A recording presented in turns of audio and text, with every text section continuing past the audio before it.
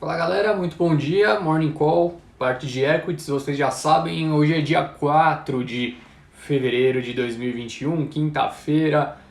Será que teremos a quarta sessão consecutiva de alta? A gente engatou, né, 6 sessões consecutivas de queda há pouco tempo atrás. E bom, honestamente, eu não duvido que hoje possa ser a quarta consecutiva de alta. Felizmente tenho boas notícias para trazer a vocês. Muito obrigado pela presença de todos, muita gente já entrando aqui na nossa live matinal, no nosso call matinal. Agora na parte de equities, depois do Ale ter dado uma aula de macroeconomia. Sejam todos muito bem-vindos. Vamos começar a falar então rapidamente sobre o que aconteceu ontem, né? Sempre bom a gente fazer essa recapitulação para depois a gente trazer a conversa para os novos acontecimentos, né, do dia, e tem algumas coisas importantes de fato. Bom, ontem vocês já sabem, o Bovespa subiu 1,26%, então fechou no patamar de 119.725 pontos, próximo já novamente dos 120 mil pontos, né? Assim como a queda foi rápida, a recuperação também, de certa forma. É claro que ainda estamos uns 5, 6 mil pontos do high histórico, que foi na primeira semana do ano, mas de toda forma já nos aproximamos novamente dos 120 mil, né? Então, como eu disse, subiu em 26, o dólar praticamente estável ali naquela banda dos 5,37. Destaque novamente para o setor de construção civil, subiu em bloco, né? Se vocês observarem, muitos papéis já apresentam ganhos de praticamente 10% só nessa semana. E sabem o porquê disso?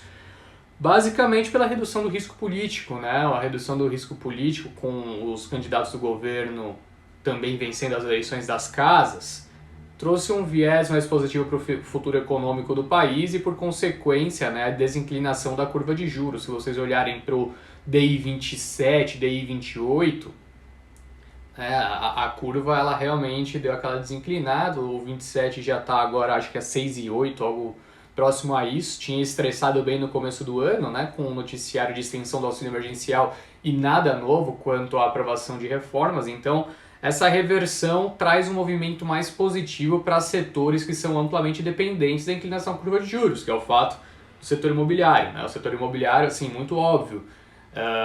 Quando uma pessoa vai fazer um financiamento, né, depende de como vai estar a taxa de juros lá para frente. Então, se tiver muito inclinado, putz, você tira o incentivo do cara, né, de tomar o financiamento para fazer a aquisição do imóvel. Além disso, questão aquele velho trade-off para, né, investimento em renda variável e renda passiva através, né, de renda fixa. Então, se você tem o DI 27, né, com 7, 8%, por que eu vou me posicionar numa empresa que é boa pagadora de dividendos se eu posso receber, né, sem preocupação quanto ao retorno de capital na renda fixa? Então, sempre tem esse trade-off. A partir do momento que essa curva começa a desinclinar, o cara fala, bom, eu não vou conseguir esse retorno que eu vou ter num provento de Taesa, num provento de Transmissão Paulista, se eu deixar minha grana na renda fixa. Então, obviamente, né, acaba aumentando o ímpeto das pessoas em investirem em empresas que são boas pagadoras de dividendos. E quais são os setores que naturalmente são bons pagadores de dividendos?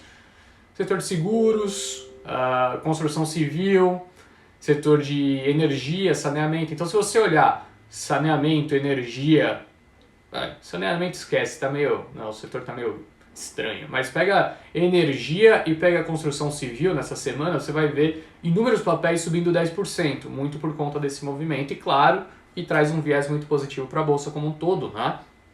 Sempre quando a percepção é de juros baixos no futuro, você tem mais incentivo a gastar no presente e as pessoas buscam mais ativos de risco, natural.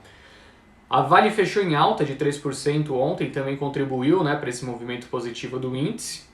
Com a aproximação do acordo com o governo de Minas, saiu essa notícia ao longo do dia, que o acordo já está quase assinado, deve ser naquela casa dos 37 bilhões. Muito provavelmente o acordo será assinado hoje, tá? A gente vai ter detalhes ao longo do dia a respeito disso. Mas outros papéis que já vinham, né, numa toada de alta também continuaram com o movimento.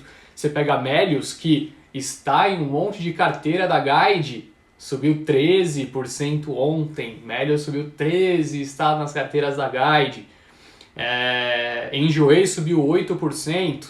o que motivou esse movimento de alta, né, entre os dois papéis foi a elevação de preços-alvos dos analistas do Bradesco BBI. Então o BBI elevou o preço-alvo dessas empresas, a própria Melius, né, jogou o preço-alvo, se não me engano, em R$42, e aí disparou, né, as ações dispararam na sessão. Mas os pequenos bancos também não pararam. Você pega Banco Inter, subiu 11%, né, já sobe 58%. Em 2021, no ano passado, já tinha disparado seus próximos de 100%, não parou. Banco Pan subindo 12%, BTG subindo 8%. Então, né, nesse momento onde as pessoas se sentem um pouco mais desconfortáveis em investir em grandes bancos, esses bancos menores têm se destacado, né? Então, os bancos digitais e bancos mais relacionados a mercado de capitais, como o caso do BTG, têm tido performances muito sólidas. Quanto ao fluxo de investimentos, a gente acompanhou na divulgação do dia 1 de fevereiro, que foi o primeiro dia dessa semana, né? Dia 1, se eu não me engano, é isso mesmo, segunda-feira. Pessoas físicas retirando 250 milhões, praticamente da B3, e gringo também retirou, tá? Gringo retirou 1 bilhão 280 milhões. Então, inverteu um pouquinho o cenário do mês passado. Quem entrou mais forte no primeiro dia do mês foram os institucionais, enquanto o PF e gringo retiraram, né, mais ou menos 1,5 bilhão da bolsa no primeiro dia de fevereiro, também conhecido como segunda-feira. Bom, para essa sessão de hoje, eu disse que a gente tem algumas coisas bastante importantes para serem levadas em consideração. E uma delas, talvez não a principal, mas a segunda mais importante, é relacionado aos dados operacionais divulgados pela Vale. Então a Vale acabou divulgando ontem à noite, né, sua prévia operacional referente ao quarto trimestre de 2020 e, bom, foram dados interessantes. Em que sentido foram interessantes? A produção da Vale veio dentro do guidance. O guidance variava entre 84 milhões de toneladas e 89 milhões de toneladas de produção de minério de ferro. Veio dentro, mas veio muito próximo do limite inferior. Ela produziu 84 milhões e 500 mil toneladas, então praticamente no limite inferior do guidance. Ou seja, produziu dentro do que era esperado, mais próximo do mínimo. Além disso, divulgou suas vendas, e as vendas vieram em 91 milhões. Mais do que seria o máximo do guidance previsto, certo? Então, bom, se ela produziu 84 milhões e meio e vendeu 91 milhões, tem um gap aí de 6,5, né? Ou seja, ela teve uma desestocagem de 6 milhões e meio de toneladas de minério de ferro no período. Ou seja, preocupação quanto à oferta global. E o que acontece quando você tem esse tipo de preocupação? O preço da commodity dispara. Vimos então nessa manhã o preço do minério de ferro no porto de Qingdao subir 3,5%. No porto de Dalian, que teve uma queda, né, mais expressiva nos últimos dias, eu vi agora há pouco que tinha subido mais de 5%. Né, o minério voltando a patamar de 158 dólares a tonelada. E bom, para uma bolsa, né, que você tem uns 15% praticamente só de mineradoras, claro que o minério disparando é super positivo. O guidance para 2021, né, da Vale se manteve. Então o preço deve permanecer mais esticado. Né? Nos últimos dias a gente tinha acompanhado o preço do minério de ferro realizando por conta da preocupação quanto à demanda chinesa. Para quem não sabe, tem o Ano Novo Lunar, que vai ocorrer muito em breve, e a demanda estava caindo, mas agora, né, essa preocupação quanto à oferta da Vale fez com que os preços subissem. Positivo para a Bolsa, tá? Sobre notícias corporativas, né, não vou falar agora disso não. Vamos falar sobre a abertura. Eu já estava pulando aqui a parte da abertura, né? Bom, sobre a abertura então dos índices futuros, a gente observa uma abertura positiva mais uma vez, o S&P praticamente estável, mas a Nasdaq subindo seu 0,35, 0,4. Como eu tenho dito também frequentemente, os resultados das empresas de tecnologia têm sido fortes por lá e tem, né, resultado em revisão de lucros, o que por consequência impacta positivamente, né, a performance da NASA, que é a empresa a bolsa de tecnologia dos Estados Unidos. Mas quando você olha também para a Europa, basicamente tudo em alta, tá? Com exceção do Reino Unido, cai 0,37 nesse momento. Você vê o Eurostock subindo 0,25, né? A Itália que teve uma performance muito forte ontem após o Mario Draghi ter aceitado, né, a proposta de fazer, né, assumir a revitalização do governo italiano. Então ontem a gente acompanhou a Bolsa da Itália subindo quase 3%, hoje sobe 0,2%. Alemanha sobe 0,3%, França 0,01%, 0,2%, tá? O destaque que eu gostaria de trazer para vocês nessa manhã também é referente à performance do petróleo, tá? O petróleo tem subido com certa frequência, né? Todos os dias que eu converso com vocês quanto à performance dessa commodity, tem apresentado altas, né? E o porquê que isso tem ocorrido? Porque o OPEP informou, né, que vai continuar trabalhando ao longo desse ano para que não haja um excesso de oferta por conta da pandemia, né? Então você olha o petróleo Brent subindo 0,27 nesse momento, ele já atinge o patamar de praticamente $59 o barril. É muito acima do que muita gente esperava que fosse ocorrer nesse momento do ano. Claro que é muito positivo para as empresas da Bolsa, né? Aqui no Brasil as empresas têm um custo de extração muito baixo, então nesse patamar de preço já consegue gerar muito caixa. Se gerou muito caixa no ano passado com um cenário deturpado, imagina nesse ano, né, com o cenário atual. Então, assim, sigo muito positivo para Vale. Eu vi alguém mandando aí, ainda dá para entrar em Vale? No meu ponto de vista, na minha opinião, sim, dá para entrar em Vale. É um papel que é para valer no fim do ano algo em torno de 120, 130 reais, ser negociado a 90. Uma Petrobras nesse preço atual de 28, 29 também, para mim é para entrar. Eu vejo esse papel próximo a 40, tá? Então, minha visão, e o WTI também acompanhando esse movimento, tá? O WTI, que é o petróleo negociado mais na região, né, da América do Norte, principalmente nos Estados Unidos, subindo 0,77, atingindo o patamar de $56 o barril. Bom, então a gente vê, né, uma abertura positiva para os ativos de risco. Só gostaria de chamar a atenção para algumas outras coisas quanto a notícias corporativas que temos essa manhã. Primeiro de tudo, referente ao resultado de Bradesco. Olha ele aí. Grande abraço, Canseira. Você nunca errou um call. O pessoal dá aquela zoada, mas eu nunca vi você errar um call. No fim, sempre acontece o que você fala. Bom, Bradesco divulgou seus resultados, tá? Referente ao quarto trimestre de 2020. Curiosamente, né? Itaú divulgou primeiro, resultado meio estranho, veio meio próximo do que o pessoal esperava no mercado, né? Se pegar as expectativas, veio próximo, mas um resultado meio xoxo, né? Ninguém achou tão interessante assim, viu que ia demorar para o setor se recuperar, enfim. Aí veio o resultado de Santander, um resultado já mais interessante, né? Uma recuperação mais rápida apresentada pelo banco. E saiu o resultado na noite de ontem de Bradesco, né? Então Itaú aqui, Santander e Bradesco muito forte. Curiosamente, o resultado de Bradesco muito forte. Você pega o banco conseguiu apresentar um lucro líquido no período de 6 bilhões e 800 milhões de reais, né? Algo em torno de 20% acima das expectativas que o mercado possuía. E o que foi o principal driver, né? Redução de provisões, aumento nas receitas de serviço, enxugou muito o custo. O Bradesco só em 2020 fechou 1.083 agências e demitiu na palavra bonita de ser usada nesse momento, desligou 7.754 pessoas do quadro de funcionários. Então, enxugou muito custo, né? Conseguiu aumentar a sua geração de receita e, por consequência, um lucro que veio 20% acima das expectativas que o mercado possuía.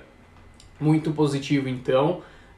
Foi pela primeira vez, né, o Bradesco conseguiu apresentar um lucro superior ao do Itaú, desde quando o Itaú tinha feito, né, a união de negócios com o Unibanco. Isso mostra um pouquinho, né, como o Bradesco tem se posicionado de maneira mais incisiva e que tem gerado mais resultados. Bom, a Movida informou que a controladora Simpar está avaliando apresentar proposta para integração dos negócios da CS Brasil Frotas, tá? Então a gente pode ver alguma movimentação mais forte hoje de Movida, né? É uma empresa que atua com foco na locação de veículos automotores leves, né, sem condutor. Então, noticiário aí positivo para Movida nessa abertura. Bom, a Edux teve recomendação rebaixada pelo JP Morgan de compra para neutro, preço-alvo em 43,50, tá? Potencial de alta aí de 26%.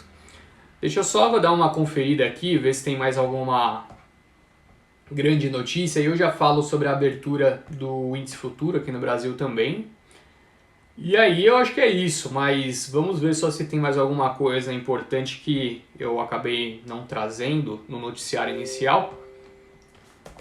Só peço um segundinho para vocês, enquanto eu acesso aqui a parte que chegam as notícias. Bom, vamos ver.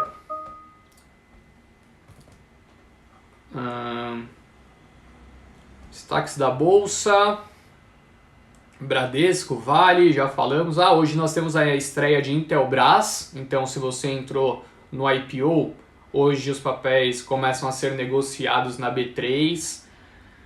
Que mais, hein? Jalles Machado e Focus Energia vão definir hoje o preço dos seus IPOs. Ontem o IPO da Mobile saiu a R$ 21,00 por ação, pouco acima do centro da faixa indicativa, enquanto o IPO da Mosaico, né, foi precificado no topo do intervalo, se não me engano era 19 alguma coisa, tá? Brasil Agro fechou seu follow-on em R$ 22,00 cada papel, desconto de mais de 11% em relação ao último fechamento. A gente deve ver uma pressão expressiva nos preços do papel hoje, por consequência, né? Bom, Bolsonaro voltou a reforçar sobre a importância da privatização da Eletrobras e está dentro do grupo, né, de prioridades que ele reforçou com os candidatos, agora os presidentes da Câmara e também do Senado.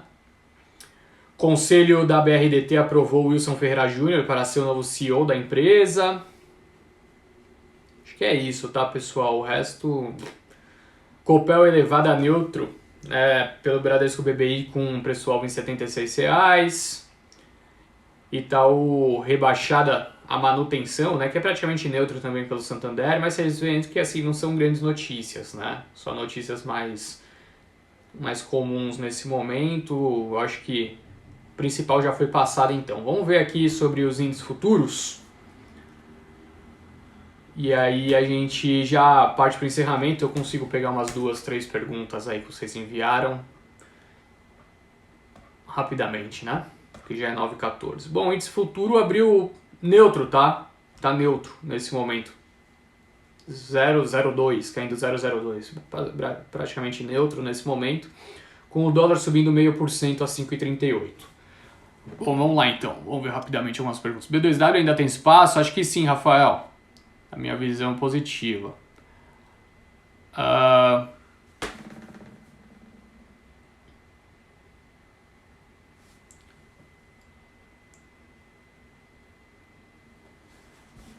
Quando uma ação sobe, pois a recomendação de preço subiu, não fica um pouco a impressão de que subiu ontem com a expectativa de que vá subir mais por estar subindo bastante?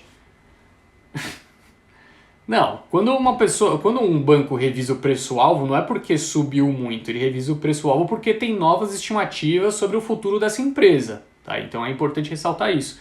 Não é porque bateu o preço-alvo que você tem que necessariamente subir o preço-alvo que você possui. Você pode só mudar sua recomendação. Bom, bateu meu preço-alvo, então não tem mais recomendação de compra, tem recomendação neutra. Agora, se elevam o preço-alvo, é porque vem que tem mais potencial de alta e não fez essa mudança porque subiu. Né? Então acho que essa distinção que tem que ser pensada, tá? Taesa é linda, tive um dividend yield de aproximadamente 9% em 2020. É isso, é uma das maiores referências, né, de pagamento de proventos. Provavelmente deve acontecer algo similar esse ano. A expectativa é que paga ali talvez uns 8% esse ano. O que acha de BRDT? Nome que gosto, o nome mais eficiente, né, junto com a Raizen dentro do setor, e agora com o Wilson Ferreira Júnior chegando para assumir, tem um viés bastante positivo. Olha só que legal que acabou de acontecer. Índice futuro nesse momento a 120 mil pontos. We are back. Vamos ver se continua assim, mas melhorou. Quando sai a prévia de Bradesco, na verdade não são prévias, tá? É o próprio resultado, que deve, assim, sinceramente eu não tenho de cabeça, é muito resultado, tá? Eu olho sempre, né, a próxima semana, eu vou olhar nesse fim de semana o que vai sair, mas provavelmente na semana que vem, porque todos os bancos já divulgaram. Gol e CVC esperando retorno será breve. Eu gosto de CVC, tá? Eu não entendi muito bem, mas eu gosto de CVC. Bom, é isso, pessoal. 9h16 então, já estouramos o tempo. Gostaria de agradecer muito a presença de todos mais uma vez. Hoje tem live Quero um Guia, eu acho. Deixa eu confirmar aqui. Live Quero um Guia então, pessoal. Estamos de volta às 5h30. 5h30 estaremos de volta. Tragam suas perguntas, vamos debater aí por 30 a 40 minutos aqui no Instagram da Guide, beleza? Valeu, galera. Até mais. Tchau, tchau.